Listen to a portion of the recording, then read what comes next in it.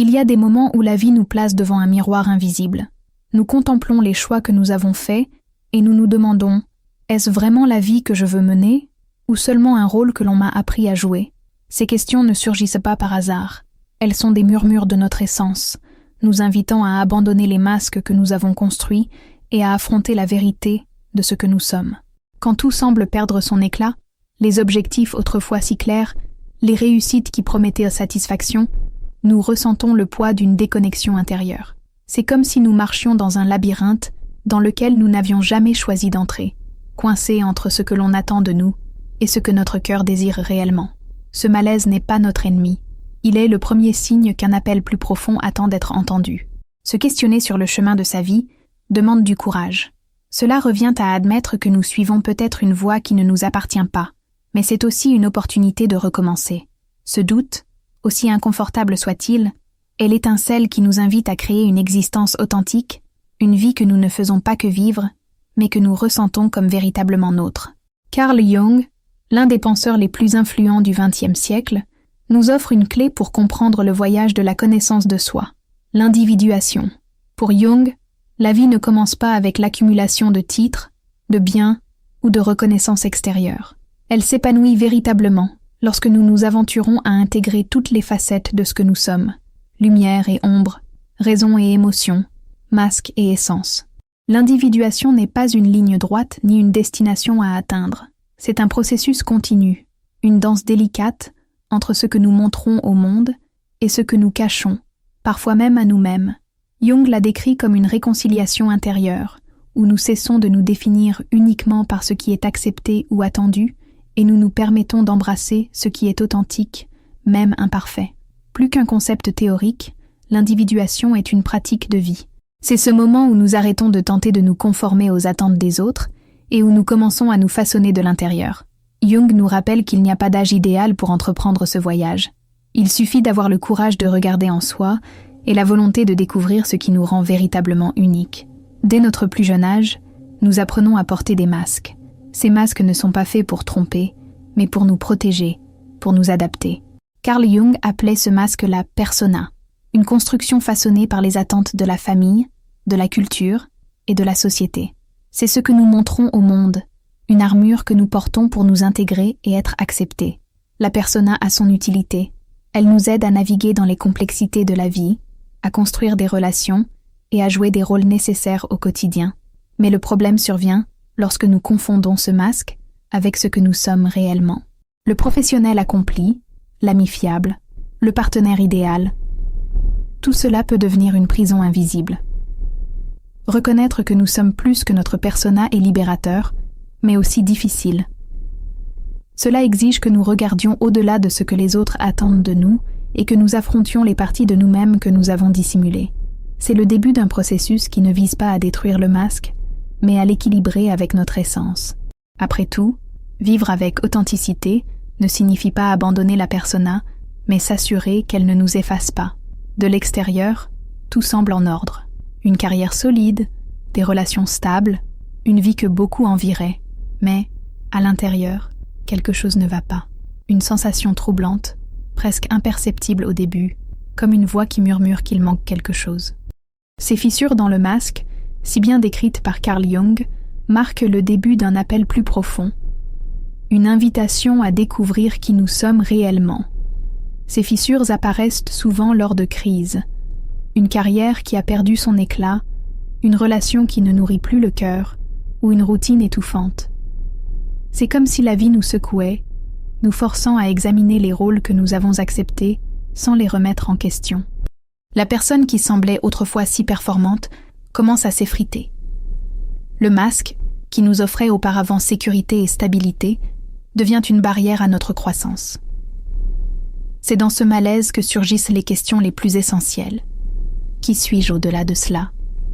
Est-ce que je vis pour plaire ou pour être? Reconnaître ces fissures n'est pas un échec, mais une opportunité de renouveau. Elles nous permettent de réévaluer les choix que nous avons faits, de distinguer ce qui a été construit pour les autres et ce qui nous appartient vraiment.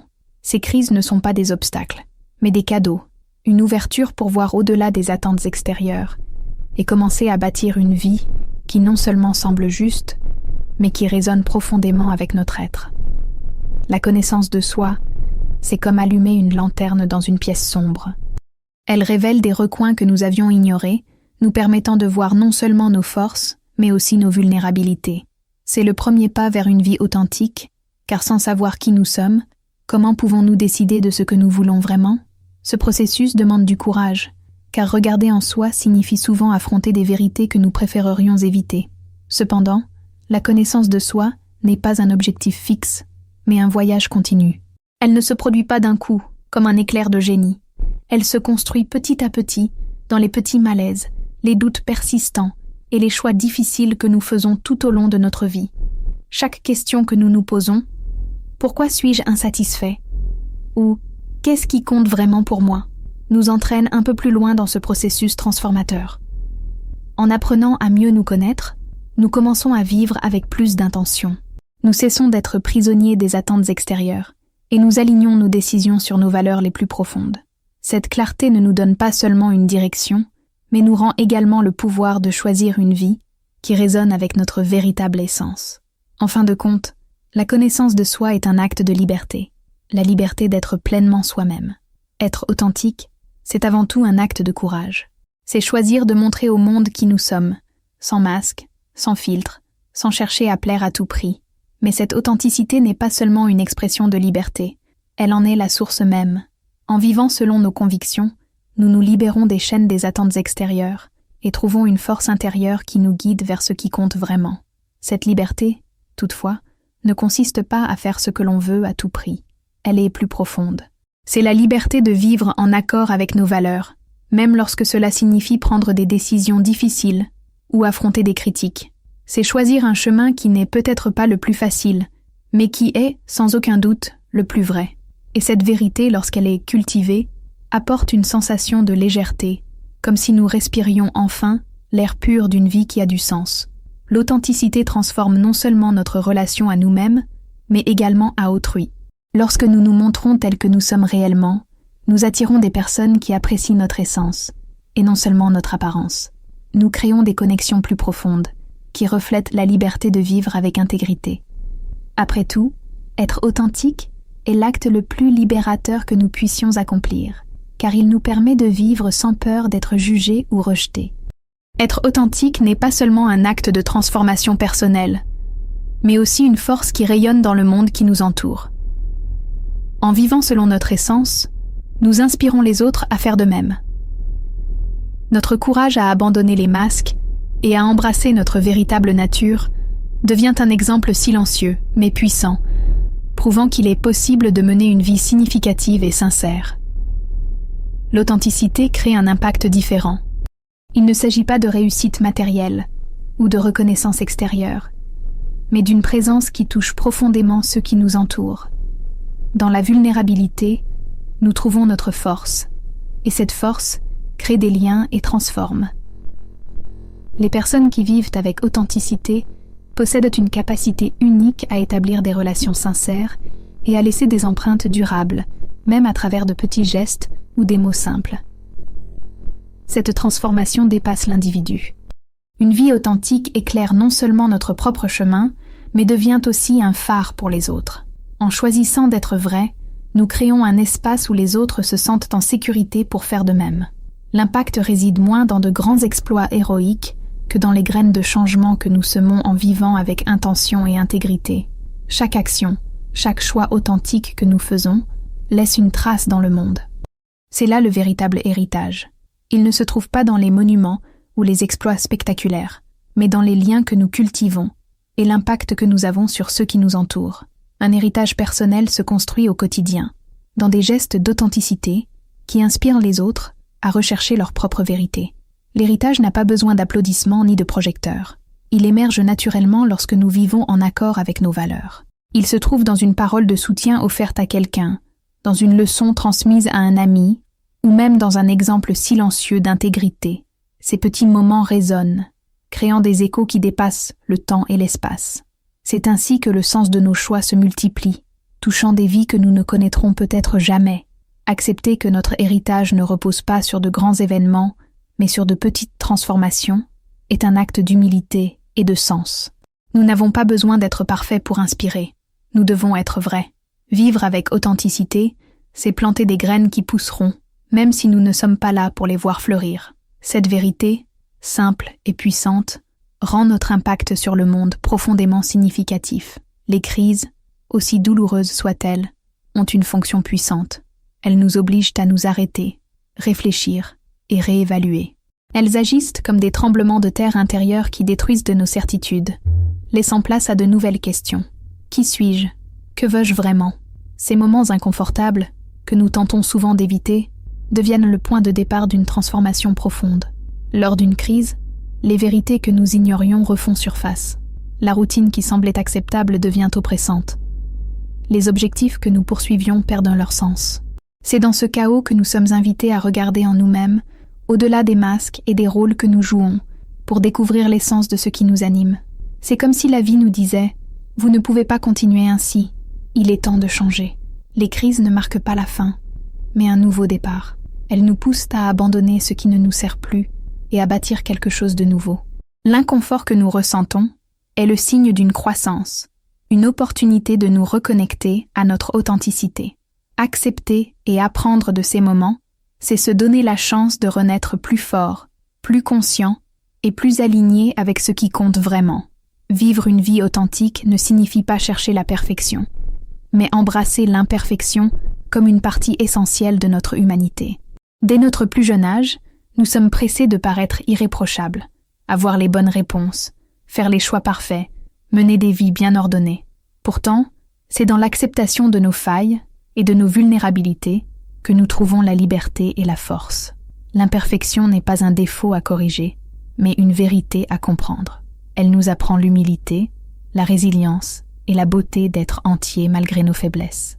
En acceptant que nous n'avons pas besoin de tout maîtriser, nous nous ouvrons à de nouvelles expériences, à des apprentissages et à des connexions authentiques. Ce sont nos imperfections qui nous rendent uniques et nous rapprochent des autres.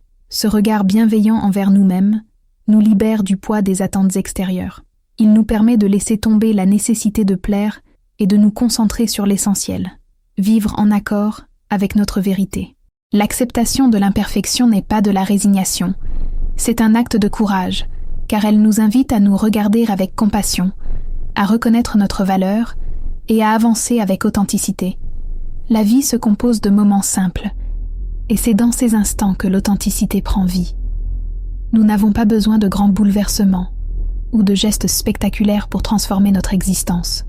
Ce sont les petites décisions quotidiennes, celles qui passent presque inaperçues, qui, avec le temps, façonnent une vie alignée avec qui nous sommes. Chaque choix est comme un coup de pinceau qui, au final, compose une œuvre unique et profondément significative. Choisir ce que nous cultivons dans notre quotidien est un acte de pouvoir. C'est consacrer du temps à ce qui importe vraiment, même si cela va à l'encontre du rythme effréné du monde. Cela peut signifier dire « oui » à un moment de silence, privilégier une conversation sincère ou s'engager dans une activité qui nourrit notre passion. De petits gestes, comme un sourire sincère ou une attention bienveillante, ont le pouvoir de créer des vagues qui résonnent bien au-delà de l'instant présent. Ces choix, en apparence insignifiants, nous montrent que vivre avec intention n'est pas un événement ponctuel, mais une habitude continue. C'est apprendre à écouter notre intuition et à la laisser guider nos pas, même dans les plus petites décisions. Lorsque chaque acte est en harmonie avec nos valeurs, nous découvrons que l'extraordinaire ne réside pas dans le but final, mais dans la manière dont nous choisissons de parcourir le chemin. Arriver ici n'est pas seulement regarder, mais accepter l'invitation à réfléchir sur soi-même. Le voyage que nous avons exploré ensemble n'a pas de point final, car le chemin de la connaissance de soi est un processus constant, une danse entre nos ombres, nos masques et la lumière que nous portons en nous. Il ne s'agit pas d'atteindre la perfection ou de trouver des réponses définitives, mais de vivre avec intention, authenticité et courage pour être pleinement soi-même. Si ce message devait laisser une seule empreinte, c'est celle-ci. La vie commence lorsque nous regardons en nous-mêmes et choisissons de vivre selon ce qui nous anime, ce qui fait vibrer notre âme. Chaque pas dans cette direction transforme non seulement notre existence, mais inspire également ceux qui nous entourent. Car en étant authentiques, nous contribuons à créer un monde plus vrai. Merci d'être resté avec moi jusqu'à la fin de cette réflexion. Votre présence ici est déjà un acte de quête et de transformation. Si ce contenu a résonné en vous, pensez à laisser un like, un commentaire ou à partager cette vidéo avec quelqu'un qui cherche sa propre vérité. Et bien sûr, abonnez-vous à la chaîne pour que nous puissions continuer ce voyage ensemble. À très bientôt, et n'oubliez jamais, le plus beau cadeau que vous puissiez offrir au monde, c'est d'être fidèle à vous-même.